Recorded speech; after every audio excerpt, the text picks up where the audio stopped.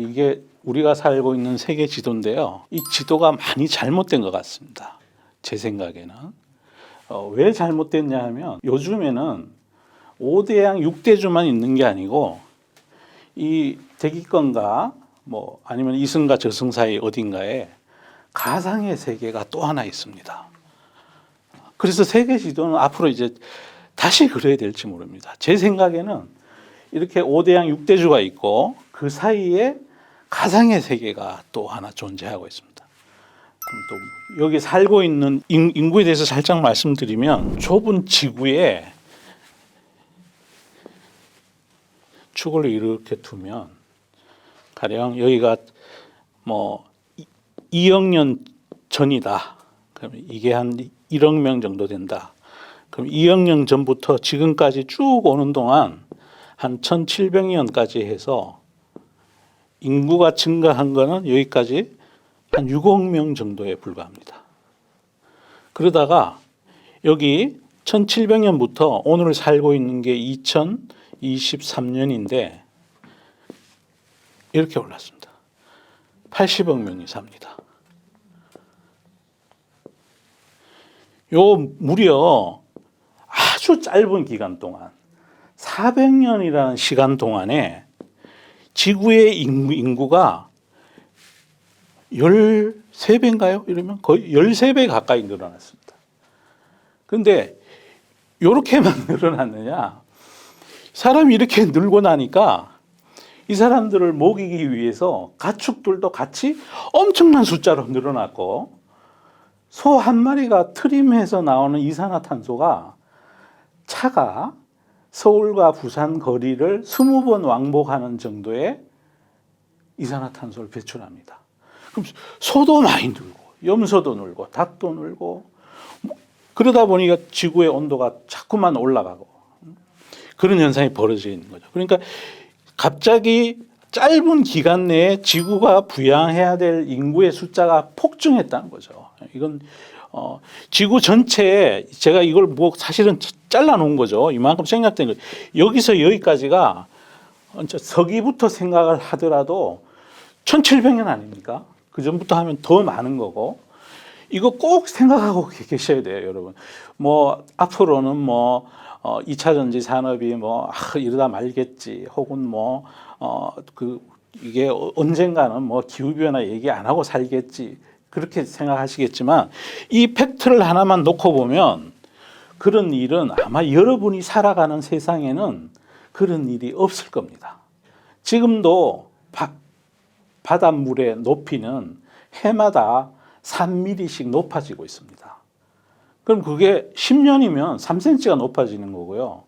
100년이면 거의 10cm가 높아지는 거예요. 전 국토가 해발 1m인 몰디브는 아마 지금부터 한 150년 정도 뒤가 되면 물에 잠길지 모릅니다. 지구 온난화가 생긴 이유는 제 생각에는 급증한 이 인구의 답이 있다고 생각합니다.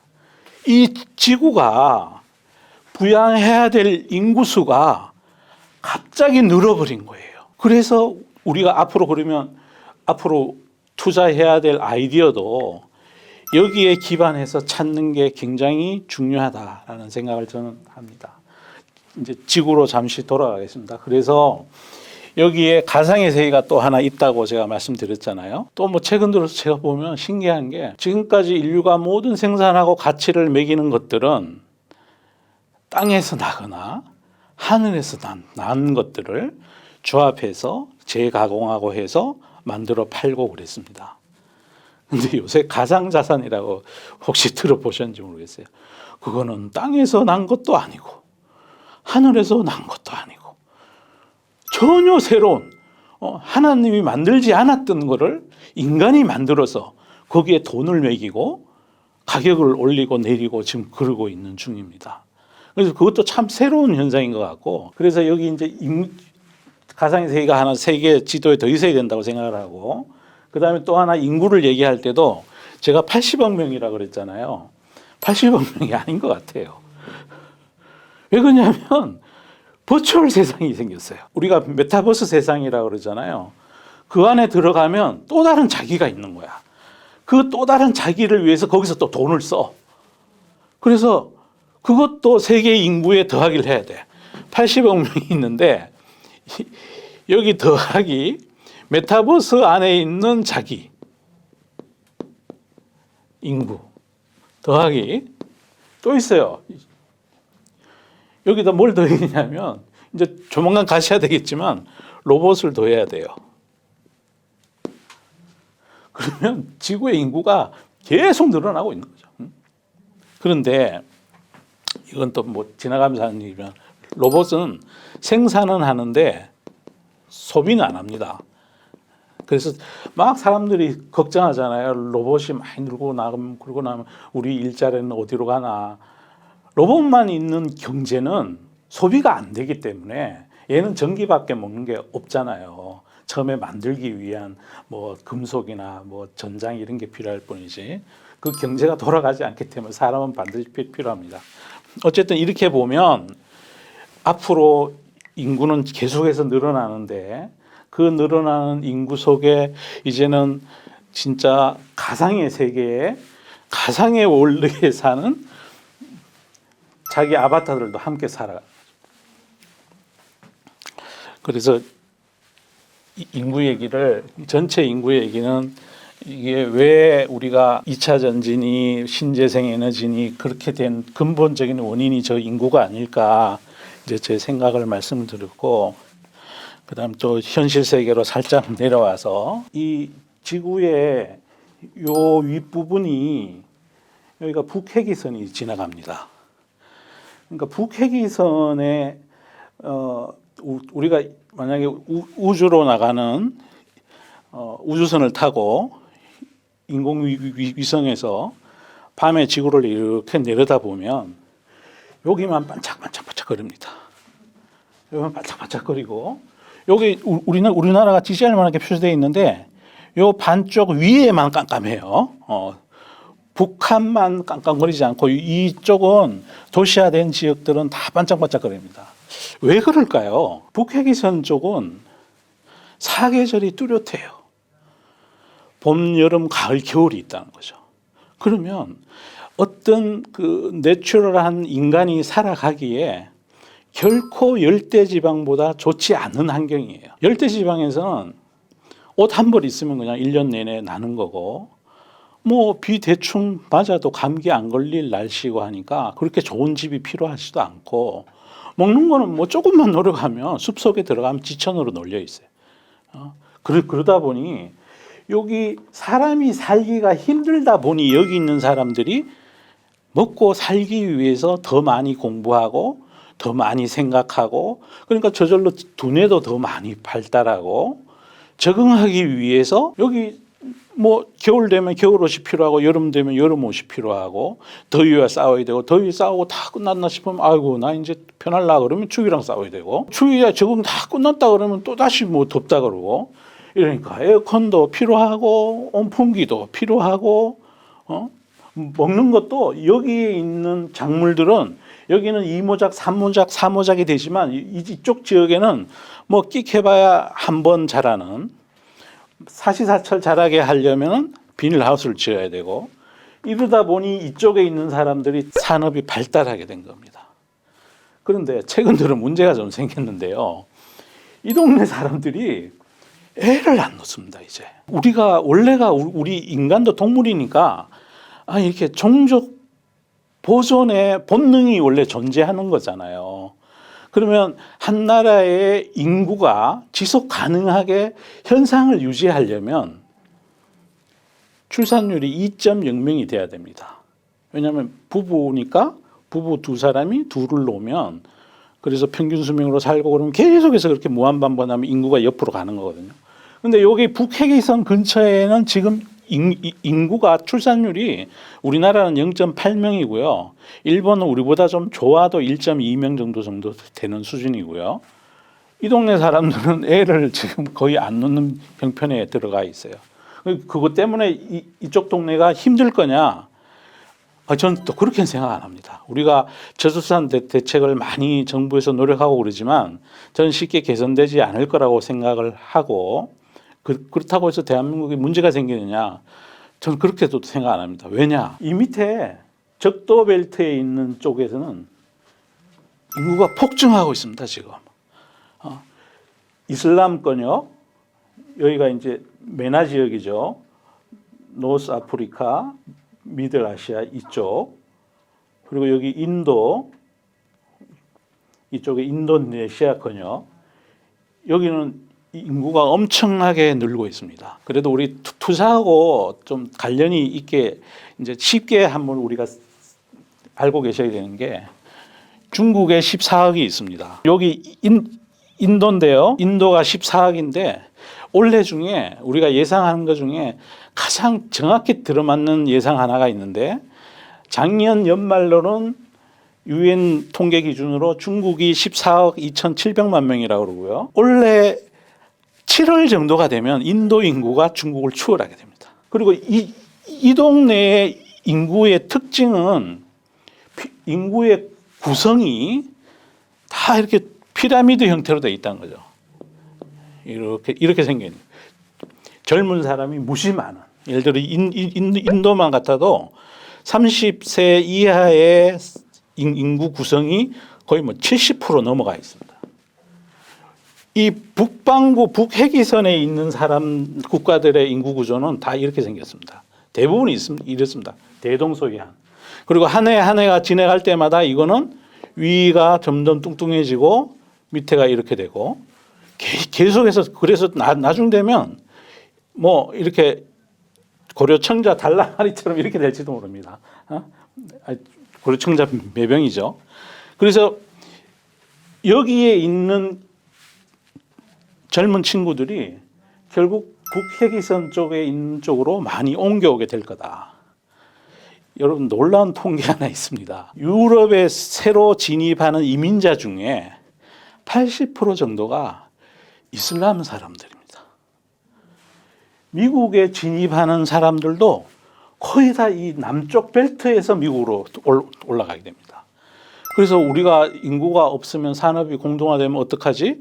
이런 걱정은 좀 안 하셔도 될 것 같고요. 그래서 결국 우리나라도 국채를 유지를 하고 계속해서 산업을 발전시키려면 이민자를 많이 받을 수밖에 없지 않겠느냐, 미국처럼 그런 생각을 하고 있고요.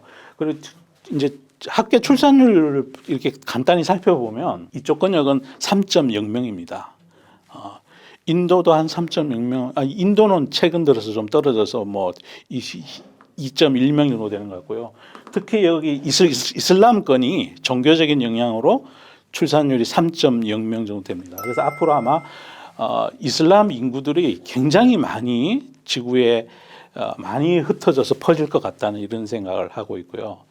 현재 종교별 인구 분포를 보면 현재 아직까지는 가톨릭과 뭐 개신교 이런 걸 다 합한 기독교계가 현재 한 30% 넘게 있습니다. 그 이슬람권은 한 24% 정도 되는 것 같고요. 그런데 그 전망에 의하면 지금부터 한 2060년 정도가 되면 이슬람권하고 기독교권이 거의 인구 구성으로는 비슷해진다고 그러고 그 사이에 이슬람권의 인구 증가는 70%에 달할 거라고 그렇게 추정된 자료를 본 적이 있습니다. 그래서 그러면 이제 앞으로 가령 어떤 소비재 기업이 뭐 물건을 판다 그럴 때 옛날에는 혹시 그 뭐 이런 거 있었잖아요. 중국 가서 양말 한 장만 팔아도 몇 개를 판다 이런 얘기 하셨잖아요. 그죠? 그런데 이제는 중국 가서 파는 게 아니라 이 중동권에 가서 팔고 인도 가서 팔아야 그게 정말 돈이 된다. 그래서 제가 가만히 생각해 보니 이 동네 가서 잘하고 있는 한국 기업들이 있어요. 그러니까 어떤 기업이 거기 가서 우연히 잘하게 된 게 아니라 만약에 그렇다면 그 기업은 주식을 살 필요가 없는데 이쪽 권역이 앞으로 인구가 팽창해 가고 이 사람들에게서 뭘 양말 한 짝을 팔면 돈이 되겠다는 걸 기업이 알고 거기에 자기의 재무 능력과 기술 능력을 투입하고 경영자가 그거를 아는 상태에서 지속적으로 그거를 노력을 한다면 그 기업은 사서 장기 투자할 만한 것 같아요. 그래서 그런 기업이 2개 정도가 제 눈에는 보이더라고요. 하나는 라면 만드는 회사 중에 그쪽에 정말 열심히 노력하는 기업이 하나가 있고, 그래서 관련되는 신문 기사들을 제가 이렇게 쭉 읽어 보니까 여기 이제 젊은 경자분이 취임을 하시고 난 다음에 젊면서 공을 들인 게 그쪽 동네를 공을 들인. 그거는 참 어떻게 보면 장기 투자할 만하다. 그러다 보니 회사 주가는 쑥쑥 올라요. 쑥쑥 올라서 작년에 시장이 그렇게 망가졌는데도 그 회사 주식은 올라가는 그런 회사가 있고, 또 하나는 저는 그 이제 K컬처 관련된 건데, 최근에 그 우리나라의 그 가수들이 만든 유튜브에 조회수가 1000% 올라간 나라가 있습니다. 인도입니다, 인도. 그리고 음반 판매량이 몇 년 동안에 뭐 수십 배 올라간 지역이 있습니다. 그 중동입니다. 중동과 인도 이 권역. 여기에 인구가 팽창하게 되면 그쪽에서 양말 한 짝, 음반 한 장, 공연 한 번, 라면 한 봉지 팔면, 그게 지금까지는 여러분들 중국 소비주 말씀하셨잖아요. 앞으로 단언컨대 한 5년, 10년 지나고 나면 이슬람 소비주가 테마가 될지 모릅니다. 저는 그럴 가능성이 크다. 왜냐하면 인구는 예측의 정확도가 굉장히 높습니다. 수출입도 잘 되지가 않고, 그래서 이거는 거의 확고한 예측 가능한 미래다. 투자할 만하다. 이런 생각을 저는 가지고 있고요. 그리고 대략적으로 여러분도 알고 계시는 게 좋은 게, 그냥 세계 인구 그러면 중국 14억, 인도 14억, 이게 1등, 2등이고요. 그 다음에 미국입니다. 3억 5천. 그럼 1, 2, 3등 나왔잖아요. 그 나머지 두 군데가 인도네시아, 파키스탄. 인도네시아, 파키스탄이 한 2억 5천 정도를 넘어 그 근처에 있습니다. 뭐 조금 많거나 줄거나. 그 둘 다 해교권입니다. 이슬람권입니다. 그러면 인도와 인도네시아, 이 중동권 다 하면 인구가 얼마입니까? 두 개 합쳐서 5억 잡고 20억이 훨씬 넘어가죠. 우리 지구 전체 인구가 80억인데 여기는 또 출산율도 엄청나고 피라미드도 이렇게 생겨 있고, 우리가 국가별로 자산 배분을 할 때, 장기적으로 자산 배분할 때 이 인구 구조가 굉장히 많은 말을 해주거든요. 우리도 옛날에 70년대 이런 인구 구조를 가지고 있었잖아요. 그때 만약에 한국 코스피를 바이해가 지금 들고 있었다면 돈이 됐겠죠, 그죠? 작년에 글로벌 시장이 그렇게 힘들었는데 인도 시장은 안 내렸습니다. YOY로 내리지 않았습니다. 그리고 또 인구만 많다고 되느냐, 국가별 자산 배분을 할 때 그 나라의 교육 수준을 봐야 됩니다. 인적 자원이 얼마나 잘 개발되고 있느냐, 그런 것도 봐야 되고, 또 뭐 그 나라의 근면성 이런 것도 우리가 꼭 확인을 해야 된다. 그래서 제가 드리고 싶은 말씀은, 앞으로 소비재를 찾을 때는 이쪽 동네 잘하는 것도 반드시 장기적으로 가지고 가야 된다라는 것을 말씀드리고요.